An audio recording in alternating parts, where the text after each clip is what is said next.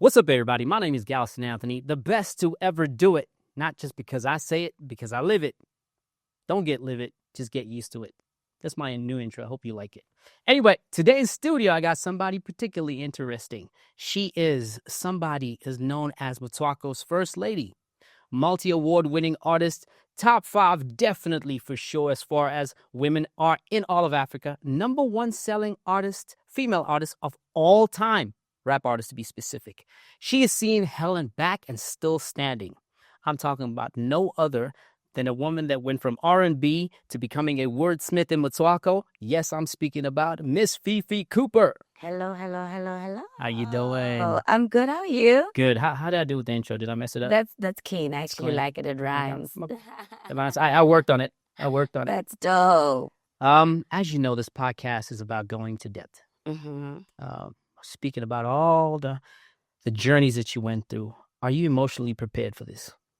I am. You know, You are? I like to own my story because I'm very much aware that it could inspire or help some people in their journeys. So I'm definitely ready.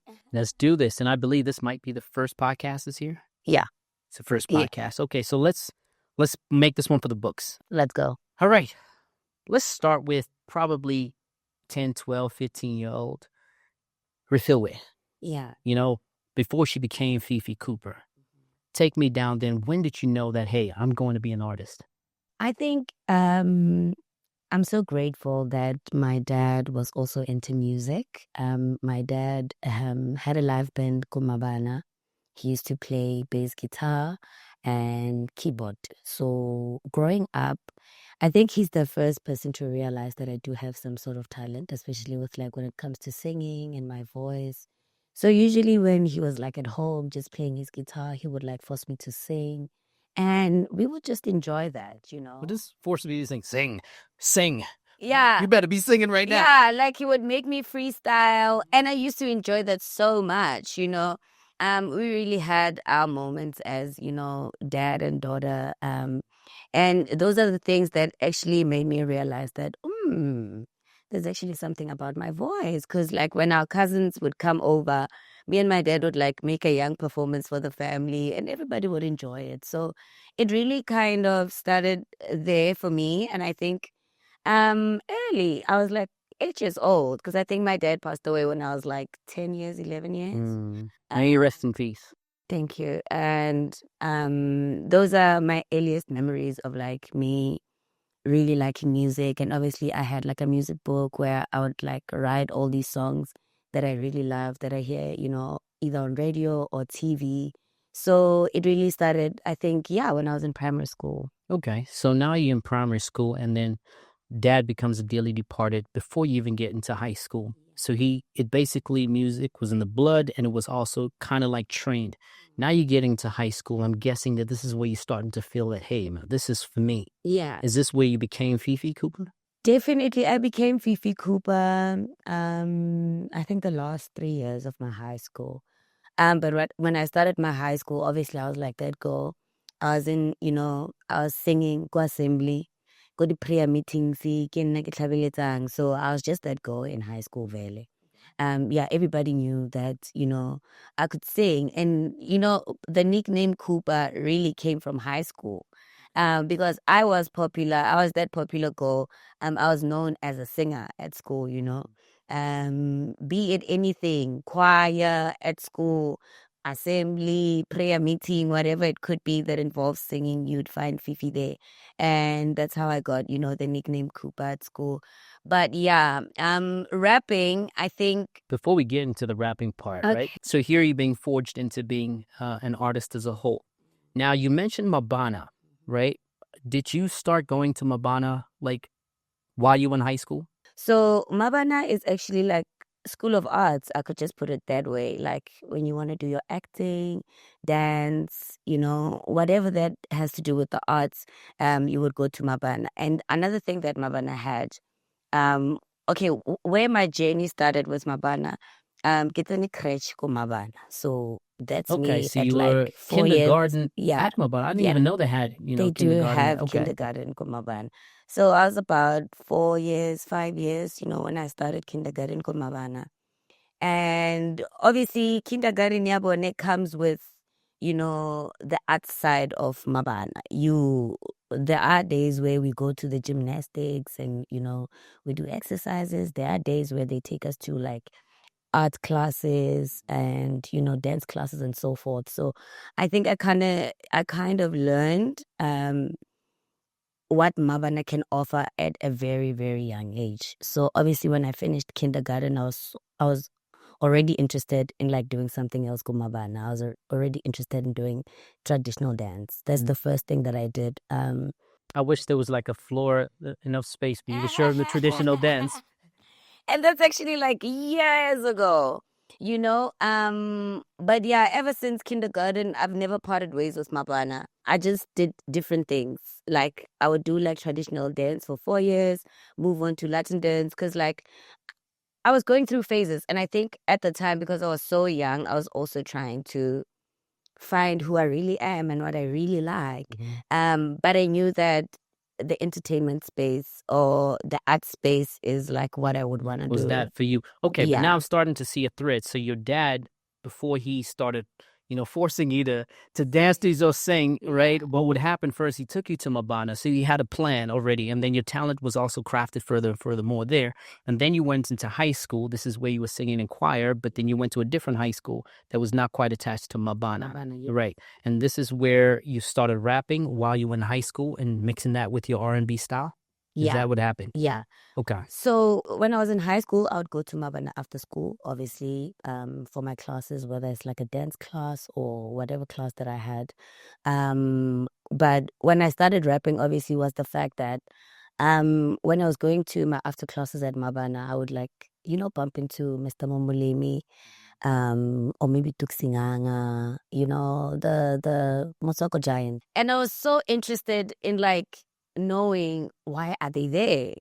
And that's when I got to find out about expressions. So when they were at Mabana at the time, they were doing rehearsals because every month end there would be like a show where, whoever who's part of expressions would get to perform and all of that. So me rapping was the fact that I would see these people like almost every day at Mabana, and obviously I was looking up to them in terms of like they were really making noise in Mafikeng. Everyone wanted to be like WHP. Everyone wanted to be like Mojo Dukes at the time, because they were really making Setswana fashionable at the time, and it was something that was new to me, because not honestly growing up Beyonce, I was just an R&B baby growing up, but obviously growing up being surrounded by all those people, it kind of inspired me to like, why can't I be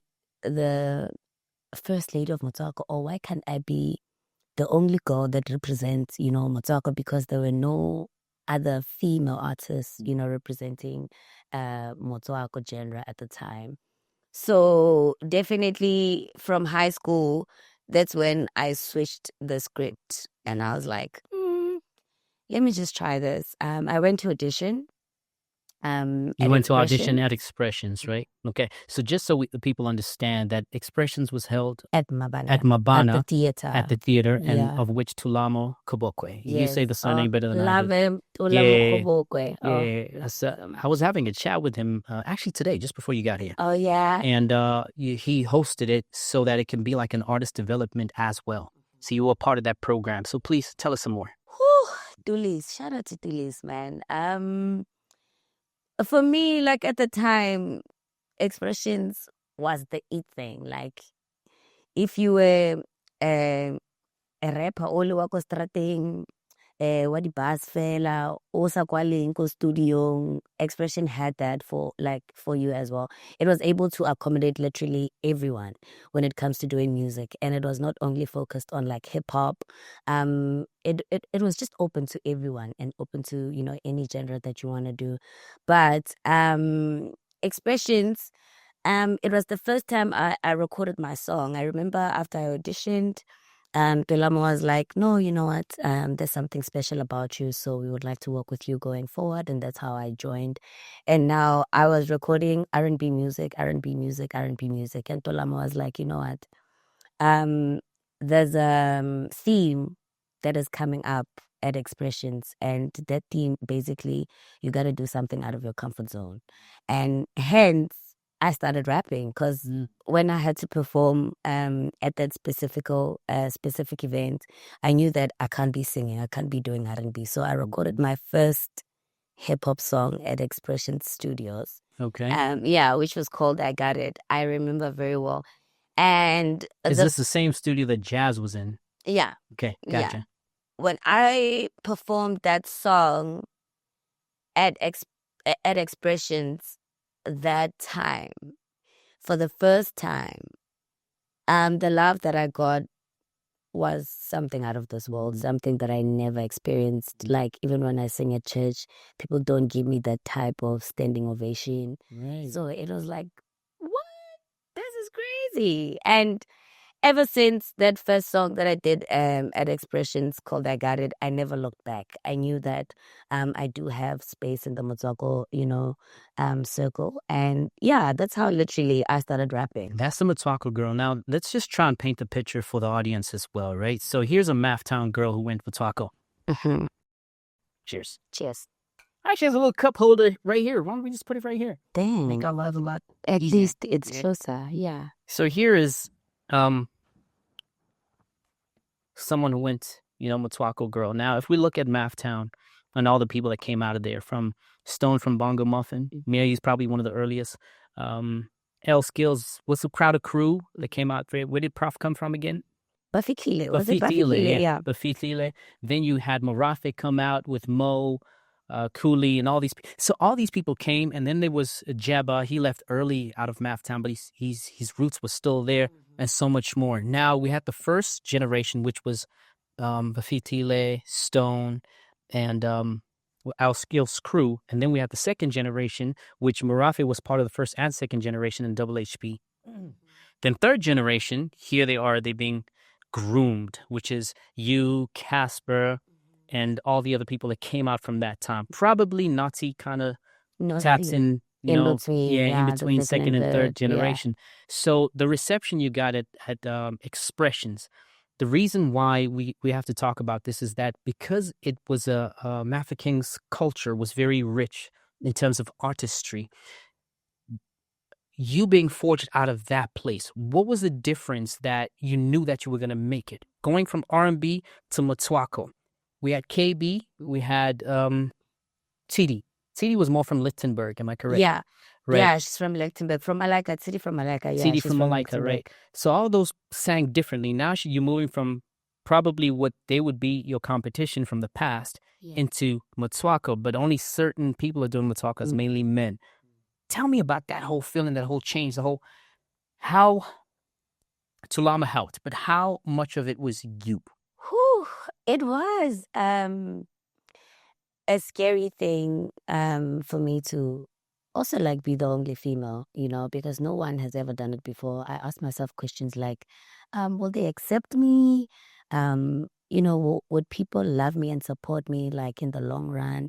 So obviously I was scared, and I thought maybe it's something that I'm just going to do maybe for a month or, for a few years and just drop it and go back to R&B. But I was just fortunate that, to be honest, I did have a lot of support from the OGs,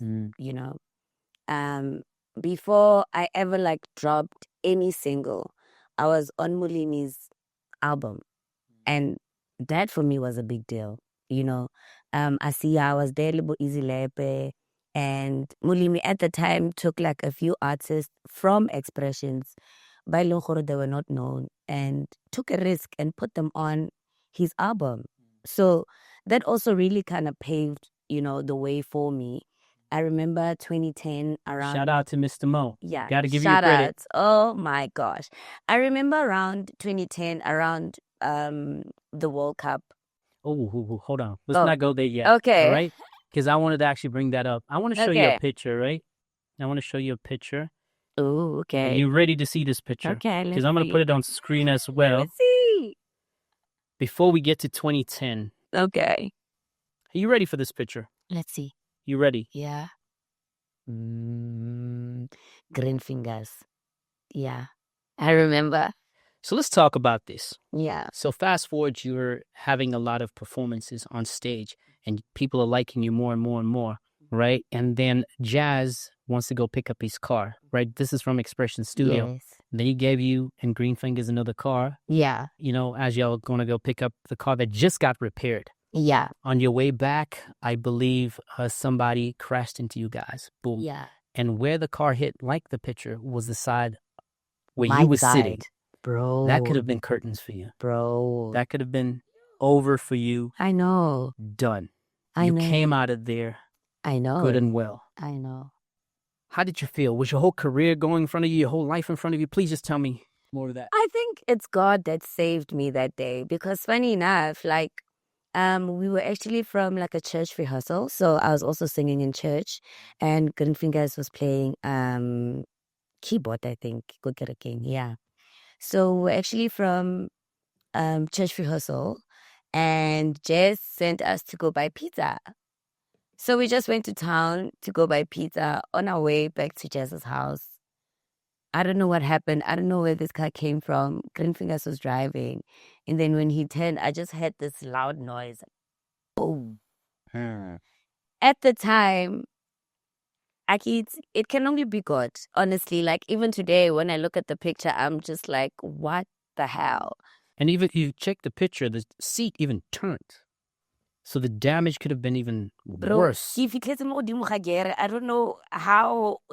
I think that impact pushed me towards the driver's seat. So I was like on top of the gear and literally on half of the gear and the driver's seat.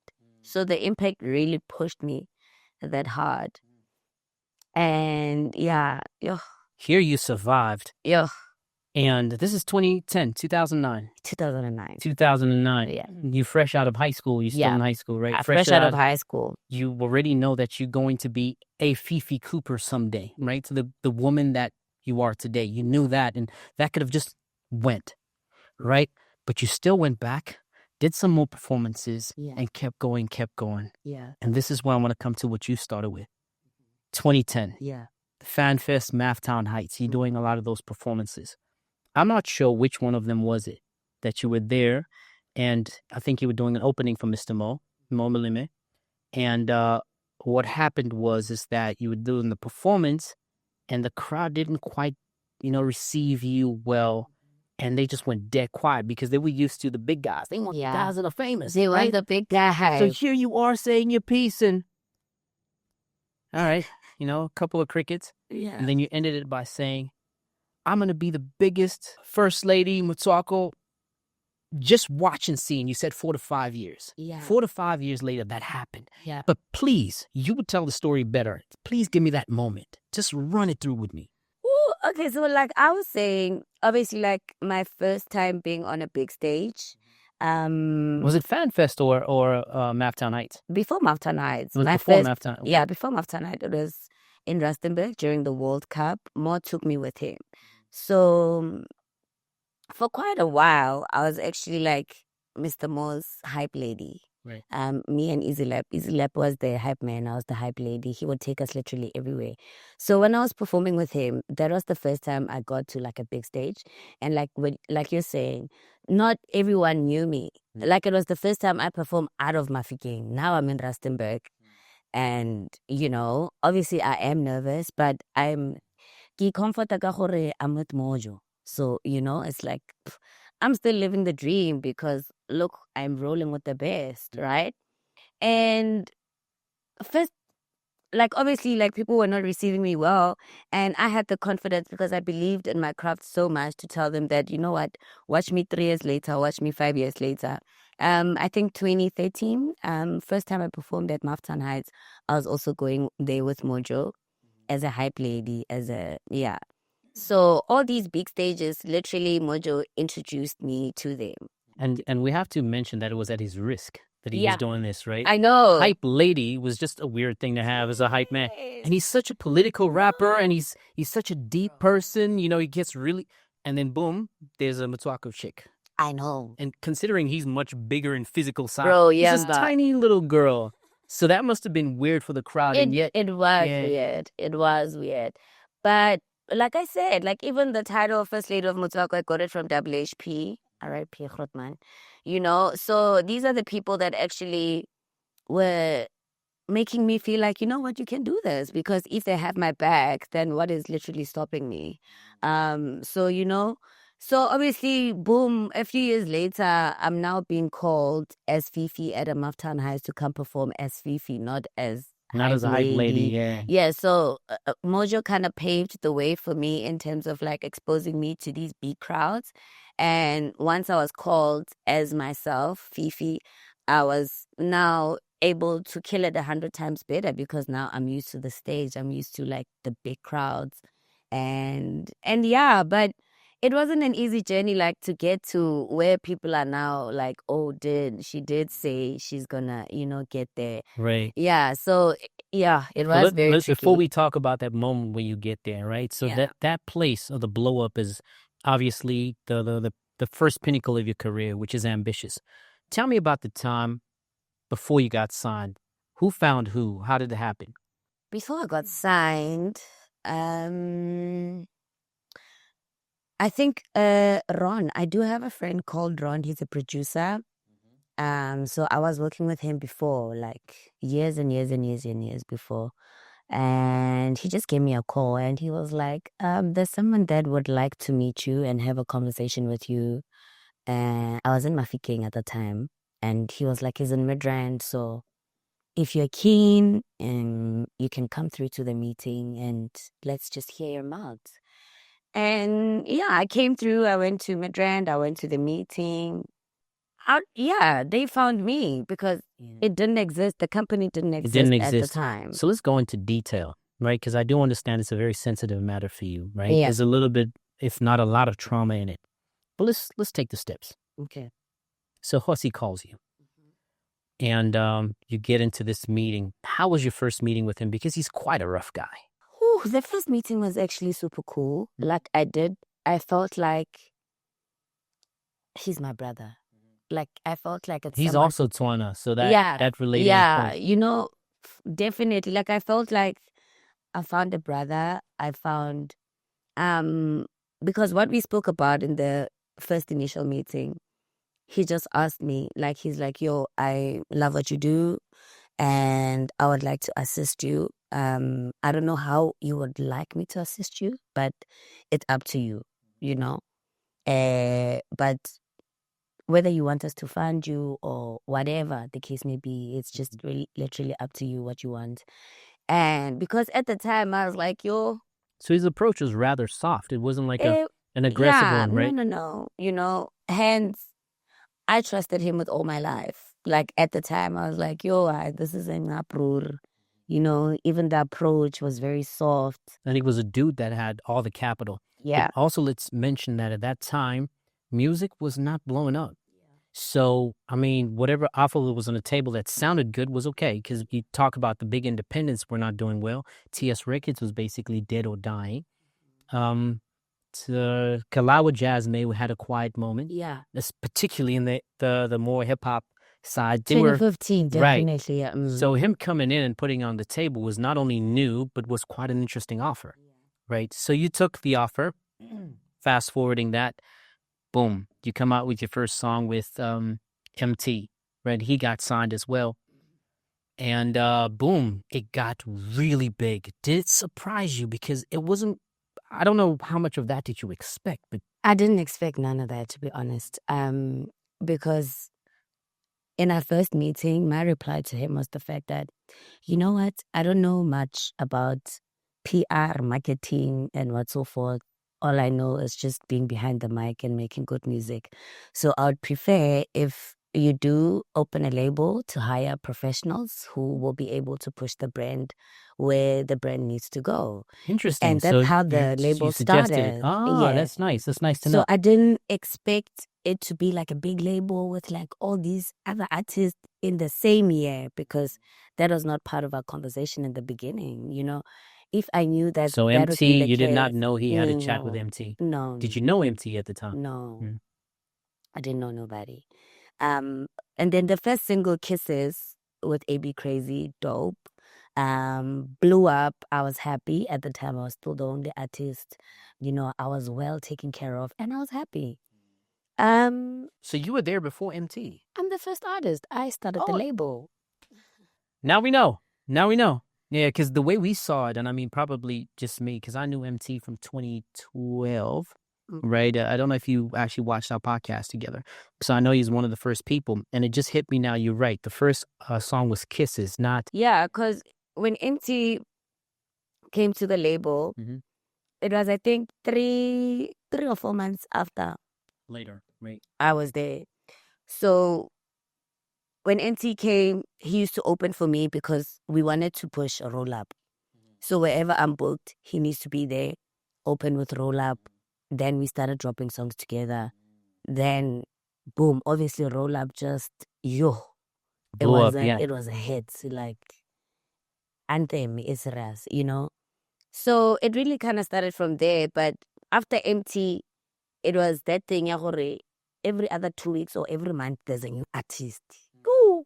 See, let's slow it down, right? So this new artist, because you and MT were the first ones, right?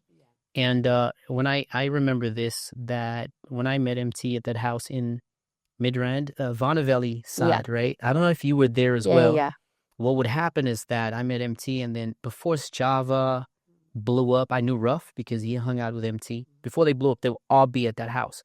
Now, next thing, I'm like, wait, that guy looks familiar. He blew up. And then La Sauce is there at the same time, 3 or 4, all in that time. So how did you feel? It's like, okay, you went from a small label to, okay, I got my 2 big songs, to boom, there's a whole bunch of artists.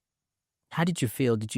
Was there a sense of, hey man, are you taking care of my brand, or are you looking out for profit first? The more new artists came, the less my brand was taken care of.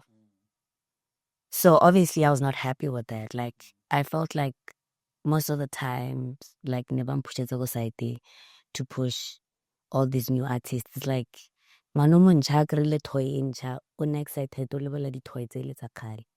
so that was not cool for me, because I'm like, when we started this conversation, you didn't tell me about this, you know, because if I knew, maybe I could have just said, bona, invest mo go nna nna ke tla ipatlela team yaga, or ke ipatlela batho ba bang And this is or a conversation you're having with him directly. Yes, Okay. you know. So obviously he also changed towards me and towards like the push, the drop. Now the bus that I used to use to go to interviews and gigs, I don't use it anymore. New artists are using it. Now I have to drive my own car to gigs and events. You know, so there was a lot of things that changed. Hence I was like, okay, maybe I don't need to be here anymore. Maybe I've served my purpose as an ambitious artist, and, you know, maybe it's my time to move, spread my wings and fly. But yeah, besides before you go into that, because here's the at the time, and I'm looking at real time, the complaint there, because I'm hearing the new complaint here, is that, you know, you weren't taking care of appropriately, like stuff like your own transports, because it's really great at the time to reach a performance and you have your own car. They see a superstar coming out, you know, they see this person that didn't just went from a buzz, became a star immediately, to taking a backseat to whichever other artists are there. I grasp and understand that. But we got to understand it's because of the remunerations, or how the contract was set up was particularly unfair for you. Tell me more about that. You know, I think the other thing that made me have like a fight with my previous boss was the fact that a lot of things were not transparent. So, speaking of contracts, I didn't know what my contract looks like, or like important information. Because I remember I would ask, like, okay, why month ending am I getting this much? Do you want to say that amount?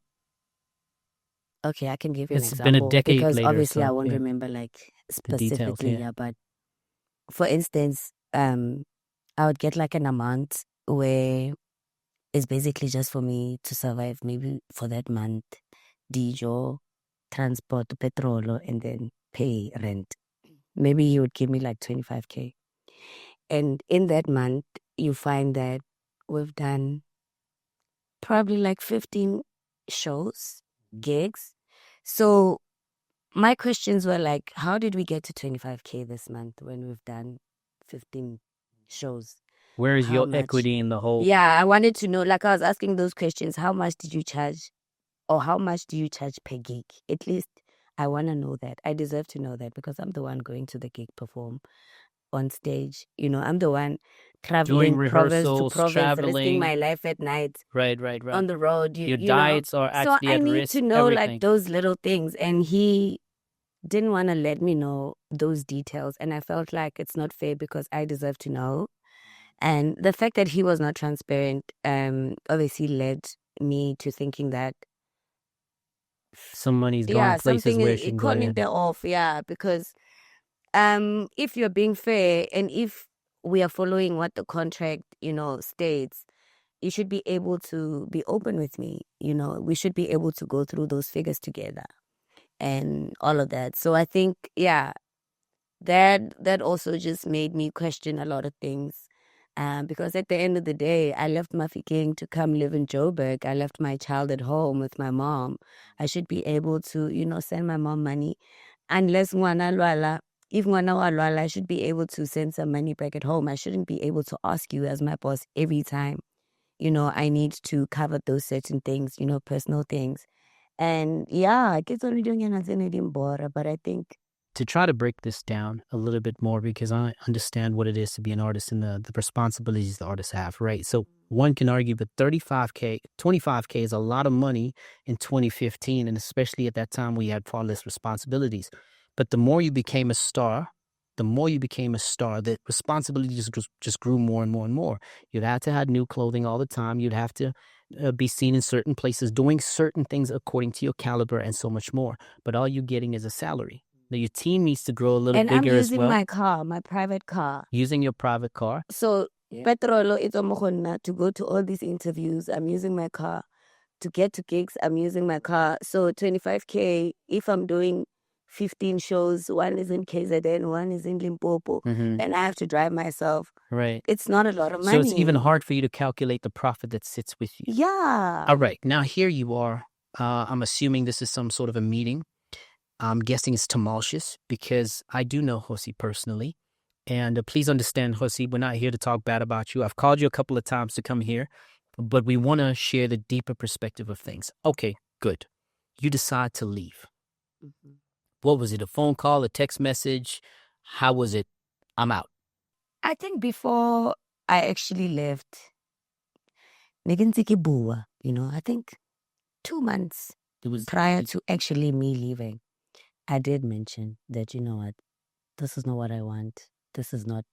But obviously that thing of like him, because Khosi can be a very dark person, to be honest. As much as he is a nice guy, he can be. He's got the two sides. Yeah, only pilu itata like akito and bayan. So 2 months before I'm not happy with 1, 2, 3. I want to leave. And at the time, I realized that I was not the only artist that is complaining. There were other artists around the camp complaining about almost similar things. So when I decided to leave, we had a meeting before, it was you, him, and who? Yeah, it was just the two of us to try and see if, eventually both parties can be happy. Maybe if we can resolve. But nothing good came out of Obviously, that didn't work out. Yeah. So one day I just woke up and I decided, you know what? I'm out. That was a crazy decision you took. Right now, let's consider it. It was scary because also I knew the power that he has. Right. Over me. I didn't have the type of power that he had at the time. This could really mean that it's over for Fifi. Fifi's going back to Mafikeng. Normal music. I had accepted that. Or if this means it's the end of the road, then it's fine. Okay. But then you started your own record label and then went straight into music, right? But before we get into that part, Now here you are, you have a contractual fight. You decide, you know what? I'm going in, all right? And then he becomes what I understand to be spiteful and says, you're not allowed to perform any of the songs. My songs, yeah. And I hear you sitting, it's like, but this is all I got, Yeah. right? What was it like in court? Because obviously it didn't work out for you, but what was it like? Sitting next to him here, and you lose in this case. You got 4 hot songs at the time, and you can't perform them? The court interdict situation, I actually found everything on Twitter. I just woke up and, like, for some weird reason, like, I was avoiding calls that day. It was just a day where I was just tired and just wanting to relax and not be on my phone. But my phone kept ringing that day. I remember I was like, hi, boo. And then I picked up one phone call, and it was a friend of mine. She was actually telling me that, yo, have you seen on Twitter, you're trending, this and this is happening. It's weird that other people know you're trending before you do, bro. Yep. I went on Twitter. I'm like, okay, so this is actually a real thing, you know? And at the time, when I saw the Twitter situation, I knew that I'm not going to be able to fight this guy. So it means, obviously, it's over. I can't remake my songs. I can't perform my songs. So I had given up at the time. Fortunately, I got a call from Julius Malema wanting to help me with the case. So Julius actually saved me, because if it wasn't for that call, till today, I was not gonna win that case. Let's go through this whole Julius Malema situation, right? And he's known to be this nasty person. He's always aggressive, always fighting. I mean, him, Jose, I mean, there's similarities in that arena, right? Now I'm trying to figure out, because EFF was pretty new at the time, right? Easily 2-3 years, right? And he sat there and he fought for you. Now in my psyche, I'm trying to figure out, was he fighting because he's trying to fight someone from another party? Or did he only see that, hey, I was actually a fan of this girl, and this girl had something going on? He is a Situ man. He's a Pedi man. You're a Tswana girl, so there's no real connection. Did he tell you why he felt that he had to fight for you in that regard? No, he never told me. But I think the Julius that I know and the Julius that I met, sat down and had a conversation with, is the Julius that really wanted to save a little girl from Mafikeng that has talent. And it wasn't about, like, for me, I don't think it had anything to do with, like, politics. I feel like Julius, he wanted to show people that he can practice what he preaches, which is, like, helping people out. Yeah, that line was dope. Just give him a shout out. He practiced what he practiced. That's my dad. He knows I love him. Yeah, but you still need to come to this. You've been invited a couple of times. You need to come here too. He practices what he preached. Yeah, he does. And thank God, the court case situation, we never actually really got to court. Ever since I got the lawyers at EFF, we managed to settle everything out of court. And Ambitiouz, they were able to say, okay, I know, cool, it's fine, you can have your songs, perform your songs. And yeah, that's just how everything. Okay, so interesting thing is that you were getting smoke. EFF saved you from the smoke. You came to a settlement, and he was like, okay, we'll back down out of this. You go do your thing. Okay, good. Shout out to Julius Malema for that. Yeah. Despite all the reputation, and I've got a lot of things to say to him myself, but despite all that, shout out to you for that. Now, boom, here you go straight into doing your own music now, right, under your record label. And you actually use Offense, a fellow Tswana person, to shoot your first music video there, right? So what was it like? Because Offense doesn't particularly come cheap, right? And he was from the previous label as well. I don't know if you wanted to take the risk as well. And boom, you put your song up. Like, tell me that process, because it was Take Me Back, right? Yeah, Take Me Back. Tell me that whole process, because we know that you were Miss Ambitiouz. We know that part, right? Now you go into your own thing with your own record label. Give me the whole psyche. Give me the whole journey. Another thing that I want to say and put it out there is the fact that not all bad things happened at Ambitiouz. Also good things happened. Like, I've learned a lot, me being at Ambitiouz. Hence, when I started my label, I already knew a lot of things because of being under Ambitiouz, I saw a lot of things. In the how 2 things years are done. only. Yeah, how things are done. PR, I had already made, the connection through other people that I've met go Ambitiouz. So it was kind of easy for me when I started my own thing, because now I knew how to move, how to do things. And like Ofenze, I worked with him at Ambitiouz, and when I did my, first music video under Cooper Records, he came to mind. He's the first person that came to mind. And like you're saying, he doesn't come cheap, He's not that cheap. But at the end of the day, what I've learned is the fact that, like,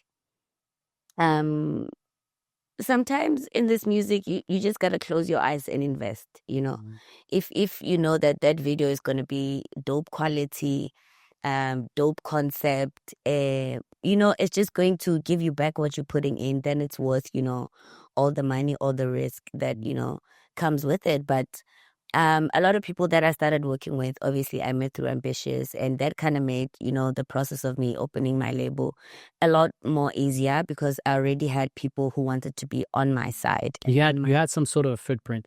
So to clear the air, right? Because I actually realized that we ended it on a bad note for Josi to make him look like a monster. Oh, okay, yeah. So let's just clear the air there. Said shout out to him for actually, creating that blueprint for her to be there. Despite the fights of what's going on, you grew out of it. So shout out to the both of you for that, right?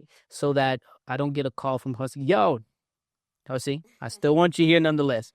Right, so we clearing that air, right? Yeah. So as we move on, then boom, you get offense, you found cash where you needed to. Because here's the thing: 25,000 lasted you a month. This battle you were going through, ups and downs, whatnot, costed you to some degree.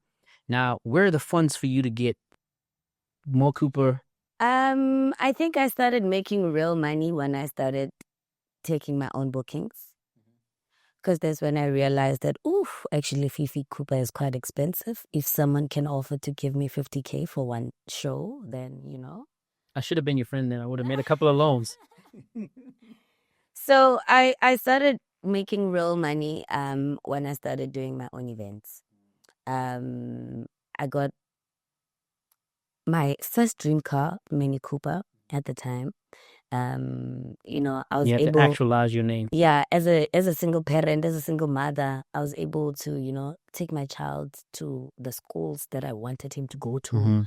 Like, Niki afford a life Niki batla go iphela at the time, and I was happy because I could see, like, what's the reason why I get to wake up every day? Like, it all started making sense. I was not lazy to go to an interview because I was like, I knew that, what I'm putting in, I'm getting something in return. And hence I could afford, like, both and a PR team to make sure that the songs are playing on radio, they're there on TV and things like that. So, yeah. Here you are. Okay. So you get to that point and then you put your song on the net and it just didn't do well. Views wise, you're getting a couple of tens of thousands, whereas 3-4 songs on Ambitiouz did millions. Yep. If anything, we could say that Ambitiouz kind of introduced the market into millions of views because they hit it consistently, back to back, right? 1 or 2 artists will get 1 million here and there, but they did it back to back. Now, here you are, Take Me Back. You could even listen to the song. You don't have that fire you had in Kisses. Kisses, the cadence that you were putting on record versus Take Me Back. Lyrically, you were fine. There was no doubt about it, but the cadence was not there and your views are not there. How did you feel? Was it starting to eat you up?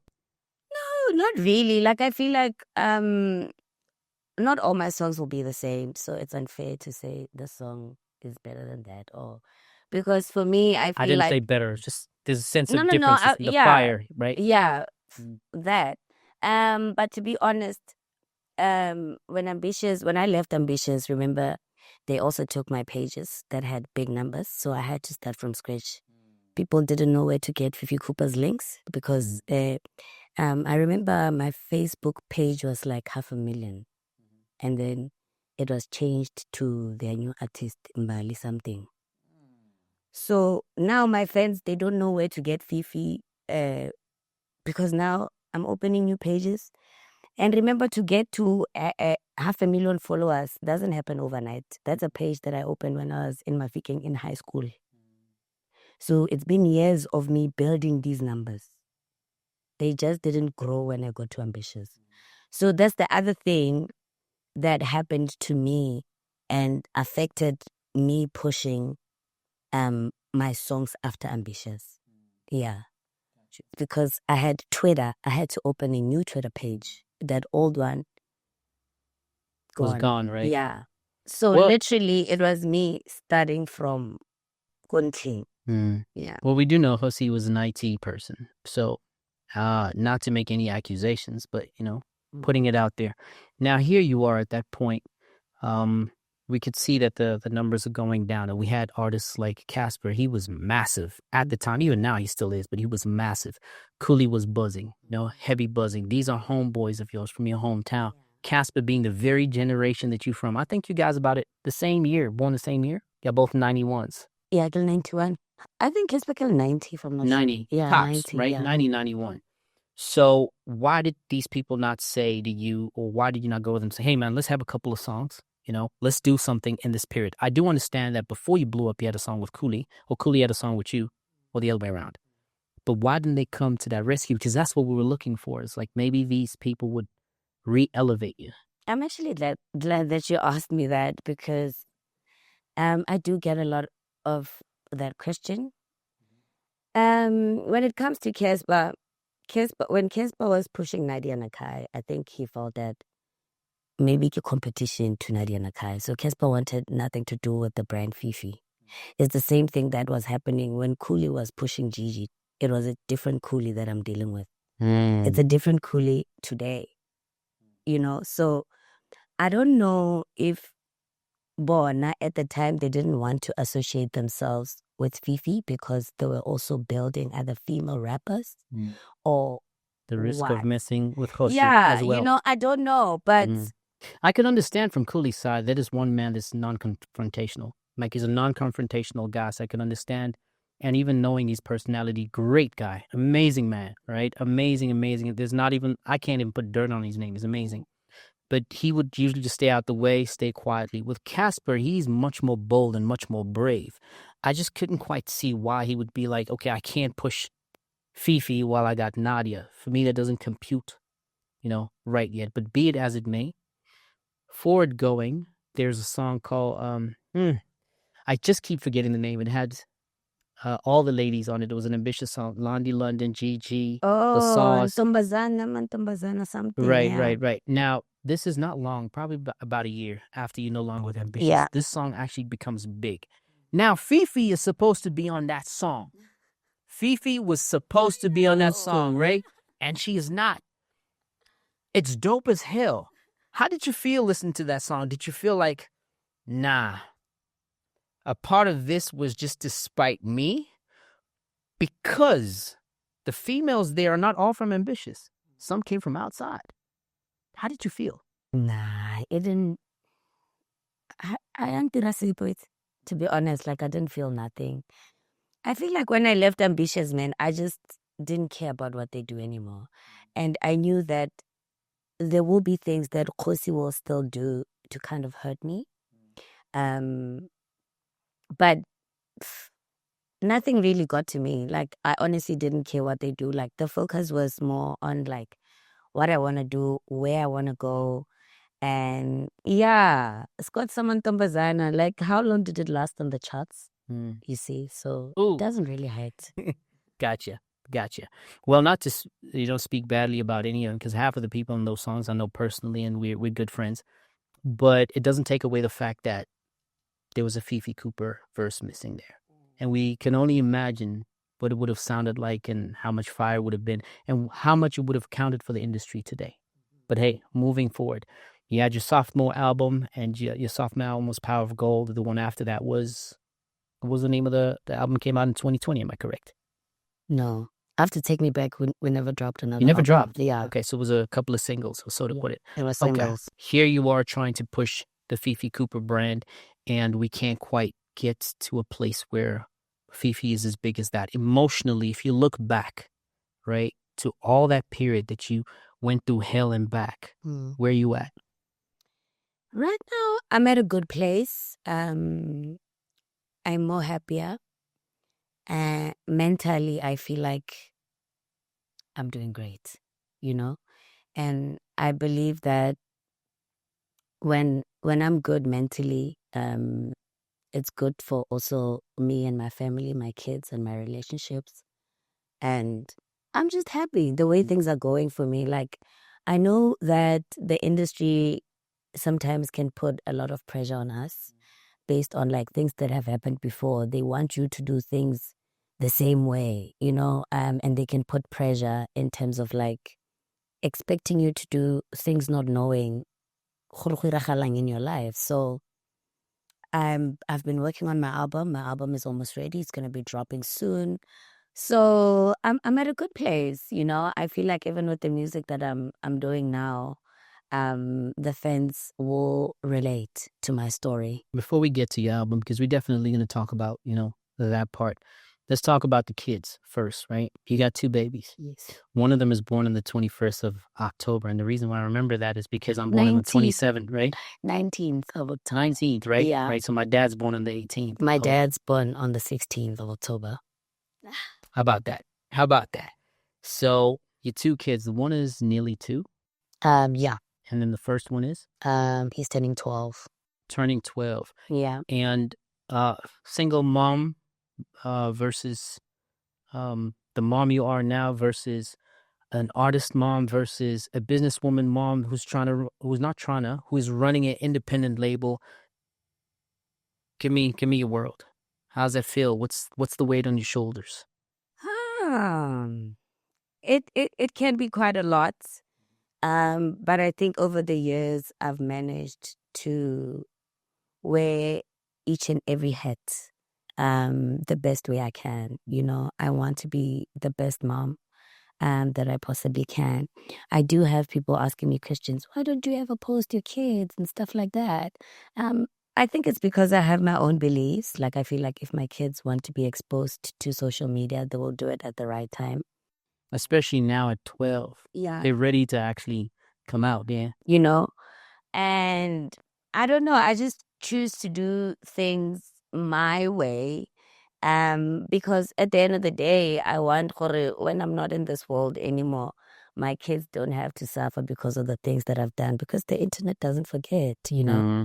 I also get to watch like the things that I say on the net, how I approach people. Hence, I choose what to put out there and not what to put out there. Gotcha. So I am also a little sister. I have 2 brothers.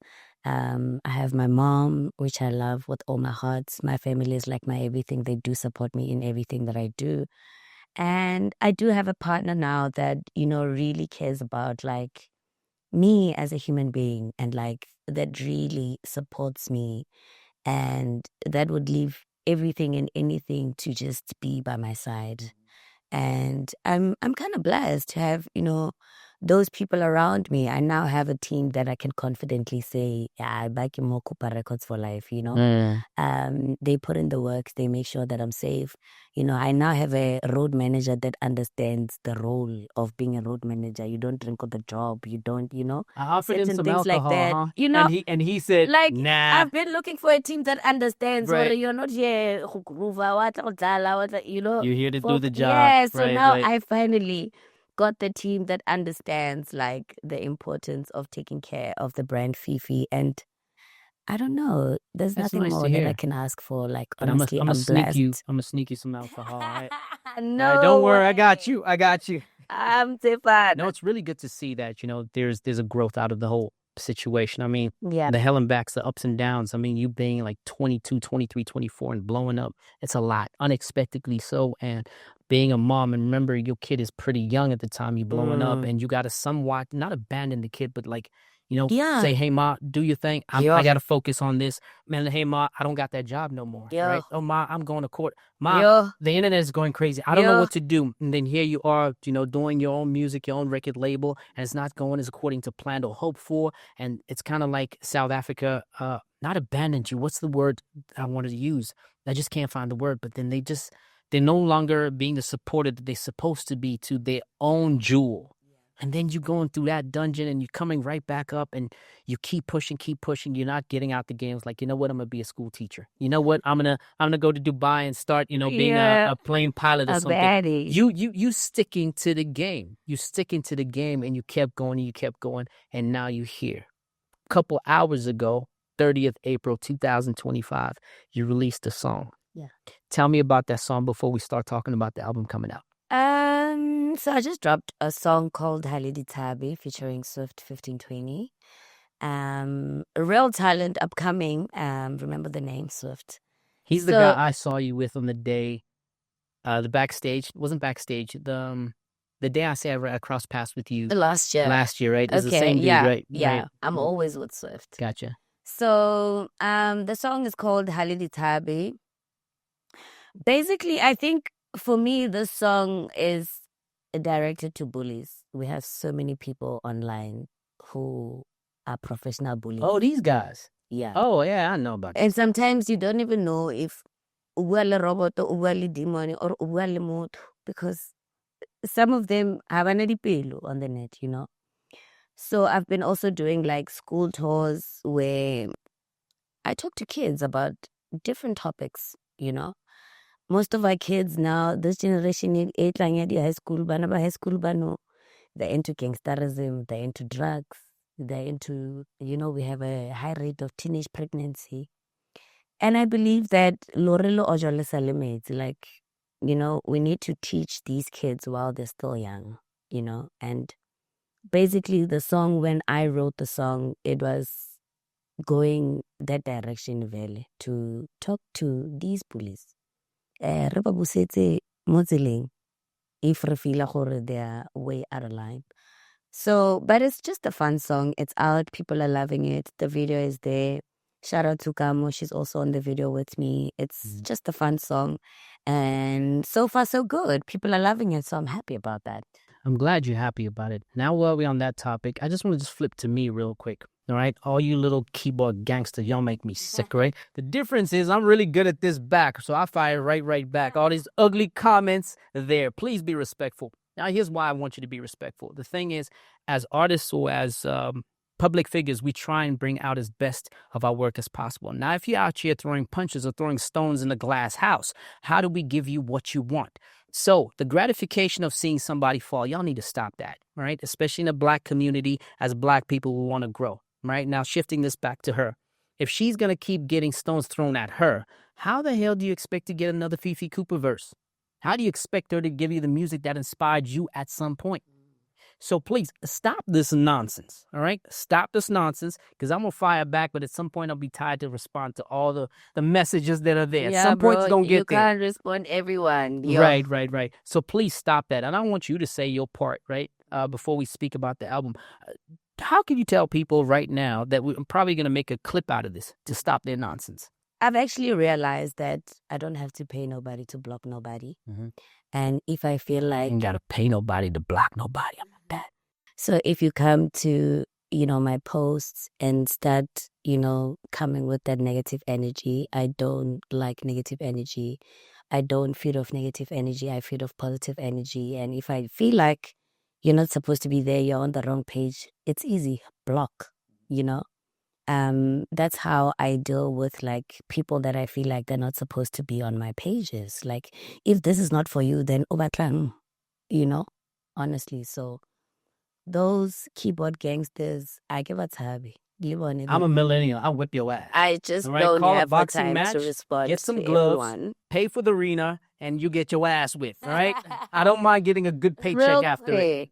Now, enough with the threats. Let's talk about your album. Yeah. The song single's released. We're gonna see how well it does. Yeah. But let's talk about the body at large. Yeah. Producers.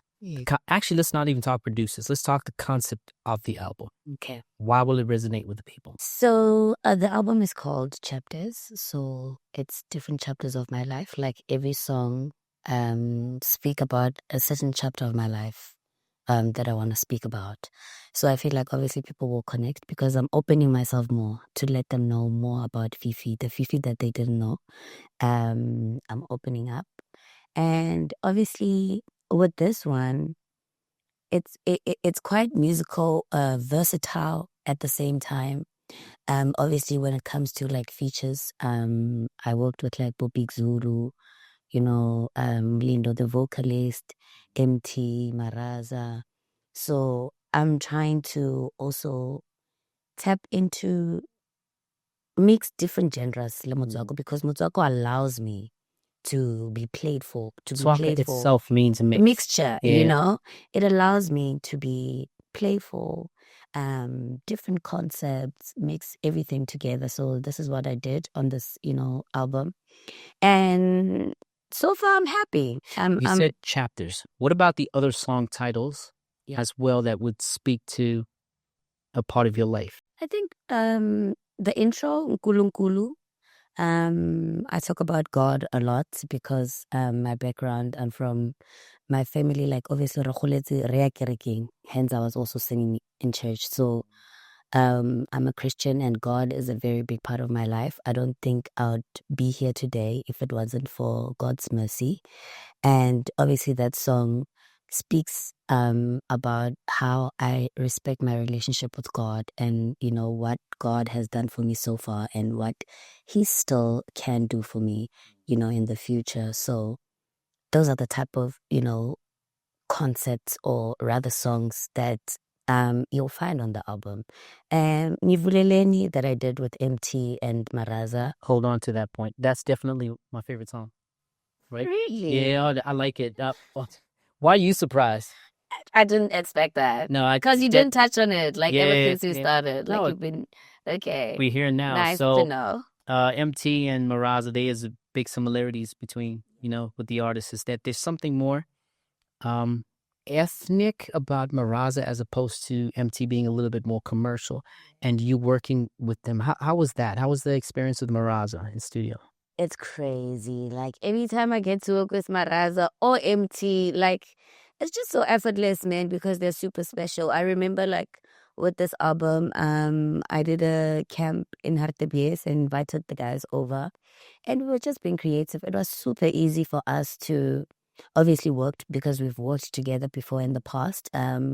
Obviously I've worked with Maraza, even though the songs, never dropped, but I've been in the studio with Maraza so many times before. And the chemistry in studio is there, even with MT and Maraza, they've worked together before, At some point, like they were like a team at some point. So it was super easy. And they're still hungry, man. Like, there's nothing more nicer when you're in studio and you work with someone, you can tell that they are putting their all, into what we're doing. And obviously, automatically, it makes you want to give more. So that's what makes our sessions special when it comes to MT and Maraza. So yeah, Nvuleleni was quite a fun song to record. Actually, like it didn't even take us like hours to do it. Literally, MT just got there, wrote an hour later. Maraza didn't even write; he was straight to the hook. Right. And in a couple of hours, we were done with the song. So yeah. And speaking of MT, if we actually look at the records, including and excluding Ambitious Time. If you guys have 5-6 songs that is out, 5 of those 6 songs are your biggest songs. Yeah. Have y'all ever considered doing like an album together or an EP together? Not really, but we joke around a lot about us working on an EP together, or obviously with the crew, like the previous, ambitious artists, Boss Java and Boris. But I think for it to happen, someone needs to really take the first step for it to happen. How about you take the first step? Who knows? Obviously I'm the boss lady. I can make it happen, Once Chapters is out of the way, probably that could be the next thing that, I really look into. But we definitely do want to still make more music together. So yeah, definitely an EP is on the cards. Closing Chapters. Are all the songs complete? And all the songs that are out right now, are they all going to be in chapters? Have you left some secret songs out and ready for the time it comes out? Tell us more, because we've got a taste of Chapters. We don't know when is it releasing. Yeah, so I've already dropped Ngeke with Lwa, and I've dropped Mvileleni with NTN Maraz. I've dropped this one, Halidi Tabi with Swift. Those are the 3 songs that are out from the album. So the rest is just surprise. You'll see it when it gets there. Yeah, surprise. And yeah, I can't wait because there's so many different elements on the album. Like, my song with Mlindo is such a special song. It's like so different from all the songs that we've done on the album. And I can't just wait for people to hear that collaboration, because I know that not a lot of people saw it coming, for Fifi and Mlindo to work on a song together. So those are the songs that I'm really excited, for people to hear that are on the album. But yeah, nonetheless, it's chapters of my life, and I feel like the real Fifi Nation, the real day one fans will really get to They'll understand. resonate with it. Yeah. Like that. The direction. Okay. Mathtown co-signed you. Yeah. Everybody in Mathtown has co-signed you. Yeah. You name them, they co-signed you. That is a very unique situation where a city co-signs individuals. I don't think we've seen that anywhere else in the country outside special individuals. Who would you co-sign right now that is either known, upcoming, or unknown? Make that person feel special, that you see that person and you want to see them prosper like you and much more. Who's that individual? I think the first person that would come to mind definitely would be like my producer currently that I'm working with, my 24 inches. Like, he literally worked probably on all of the songs that are on the album right now. He's super talented. Like, I feel like his sound is so special. He's so unique. He was able to understand what Motswako is and, bring his own, texture and be able to mix it with, whoever that is coming on board, whether is a R&B artist or a piano artist or, any other artist. So I feel like I can't wait for the world to hear him. He does kind of reminds me of like Borafu, Bolunatiki, and I feel like he will get there. And, at the end of the day, South Africa is not ready for 24 inches. Yeah. Okay. Yeah. Well, there you got your shout out on tape. So whenever you become the popular, famous guy, just know it started here. Yeah. And she's the one that co-signed you. To close it off, I really do wish your album a lot of success. Thank you. I want to commend you for taking the blows that you had in this industry.